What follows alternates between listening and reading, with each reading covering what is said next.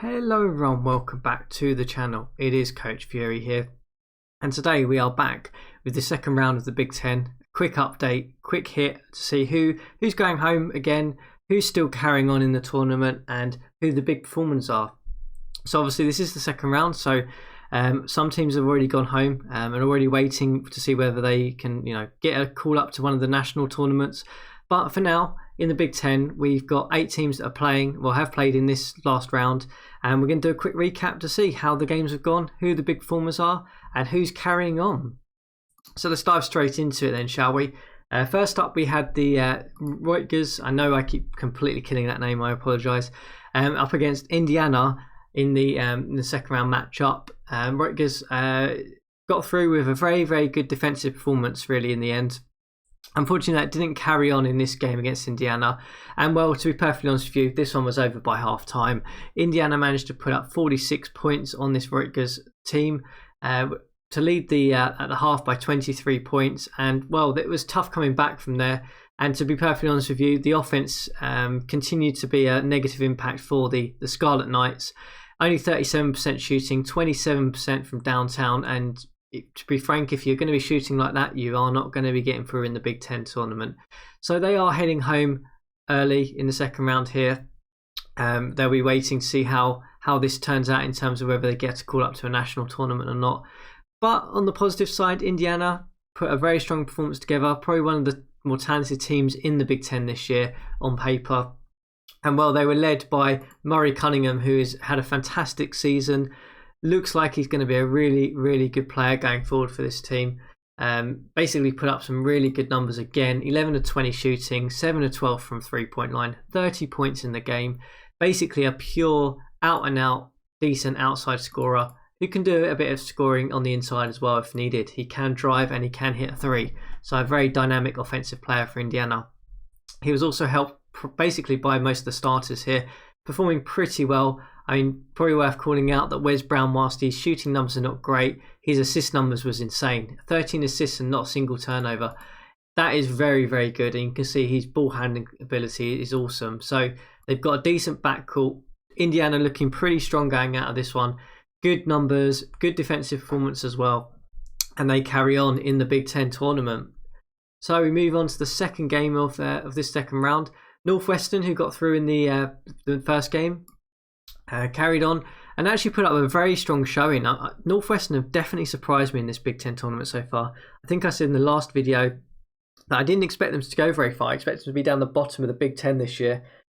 And well, they've certainly proven me wrong. Whether that's through the talent, I'd highly doubt that. It's probably through a bit actually good coaching, because on paper this team does not look very good.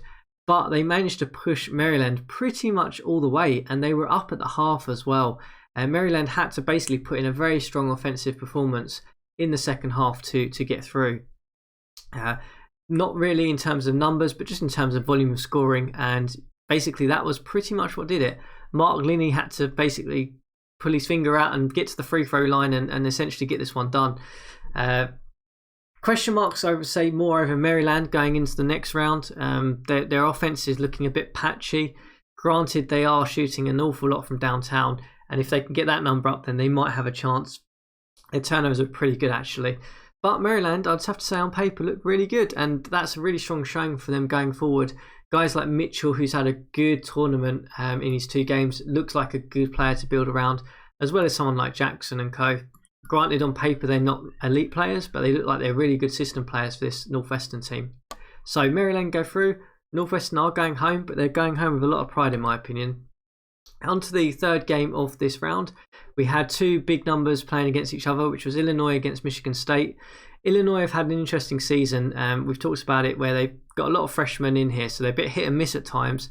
And Michigan State obviously have a lot of the elite talent, who a couple of guys who are going to the draft, I believe, as well, in the likes of Cooper and co. But in this one, Illinois put up a scare. That set by the half time, they were up by 5. But unfortunately, that freshman class didn't manage to carry on, and Michigan State basically decided to put up 57 points in the second half against them. No surprise that Mike Cooper had a phenomenal performance, really. Probably rising some of his draft stock, and probably a little bit of a ribbon for me. I'd say he's probably going to be a second rounder. But his numbers look really good here. Assist to turnover ratio was not great, but his actual scoring numbers were very, very good. He managed to put up 26.7 assists, 6 rebounds, 2 blocks and a steal. So doing a bit of everything across the box score there. The other guy to point out for Michigan State was Jeremy Granger had a really good night as well. 12 points and 13 rebounds, a double-double for him. Looked like a very strong outing offensively for this Michigan State team. For Illinois, they are going home, but they've got the freshman class to build around. And guys like Page, Johnson, Blakemore all put up good showings against a tough Michigan outfit. And on paper, offensively, they weren't too terrible. They won the turnover battle. They managed to shoot pretty well despite the poor showing from 3-point range. And they got to the line pretty well against this Michigan State team. So Illinois going home early. But, again, future looks pretty bright for them if they can build around that freshman class that they've got. For Michigan State, this was a case of they needed to get through this one. They needed to win this one to basically get themselves into a good position for the Big Ten tournament, of course, and for the national ranking. But, putting 57 points up against this Illinois team is certainly something that people are going to take notice to, and in particular Mike Cooper's performance. And that leaves us with the final game of this round, which was Wisconsin against Purdue.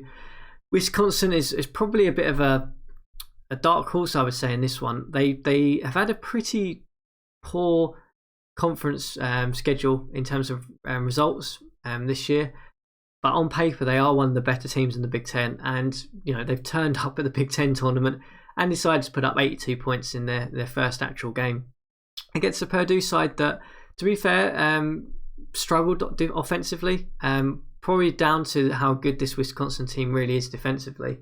But, when you've got a guy like Mitchell for Wisconsin who can come off the bench and put up 34 points. Yep, he put up 34 points off the bench. You heard that correct. And on paper, he doesn't look like the world's greatest player, but he got it done. And he pretty much carried this Wisconsin team. So I guess the question mark now is whether Mitchell will start in the next round, to be perfectly honest with you. Given that, some of the players who actually did start for this Wisconsin team didn't particularly play that well. I'm looking at you, Mr. O'Brien, who played 15 minutes and basically more or less fouled out in this game. So looking at Purdue, the offensive performance was pretty terrible. Guys like Wagner, who you probably would expect to have turned up and played much better. Obviously, his draft stock may drop after this. His shooting numbers were pretty terrible. 4 of 15, 2 of 12 from downtown is certainly not going to help his draft stock.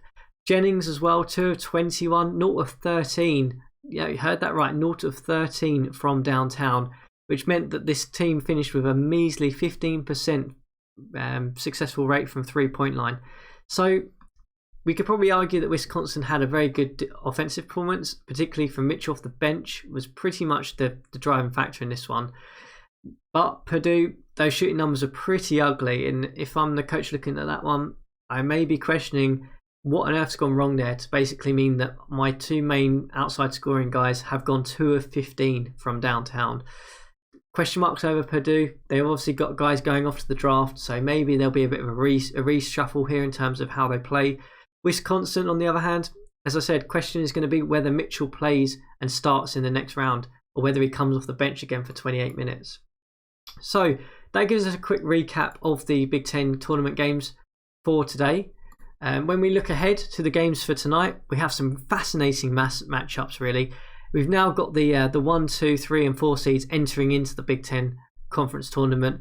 So first up we have Michigan against Wisconsin. That's going to be an interesting matchup because on paper they are very, very even. I won't give away too much into Michigan's playing because obviously that's my team. But it's going to be a tough matchup. Basically need to stop Mitchell by the sounds of it in looking at this. We then have Ohio coming in against Indiana. Again, two very good teams that are very evenly matched. Ohio's had probably a better conference schedule in terms of results than Indiana, only just. But Indiana has the form coming into this one. Obviously, basically putting up 70 points in the last round. They're going to be fresh off the bat to try and win against Ohio. So tough game there. And then Iowa up against Michigan State. Two perennial powerhouses. They're going up against each other. That's going to be very interesting to see who wins that one and to see how that impacts the national ranking going into probably a national tournament where you would expect both of them to be in that. And then finally we have Minnesota, the surprise package of the Big Ten this year. Started off like a house on fire, then got clawed back by the likes of Michigan and Iowa. but still having a very, very good season up against Maryland, who have question marks about them in terms of just scraping through against the 11th seed Northwestern. So for me, I could probably see that one, Minnesota, getting through in that one as well. Maryland have got a lot to do to try and win that one, in my opinion. So that gives us a quick recap of the Big Ten tournament for the second day. Interested to hear your thoughts. How do you think the games are going to go tonight? Are you surprised by Northwestern like I was? How legit are teams like Michigan State, Indiana, Maryland, Wisconsin coming through? How legitimate are they? Are they going to be a real threat to these top 4 seeds? Interested to hear your thoughts and comments, and we'll be back tomorrow to recap the next round of games in the Big Ten.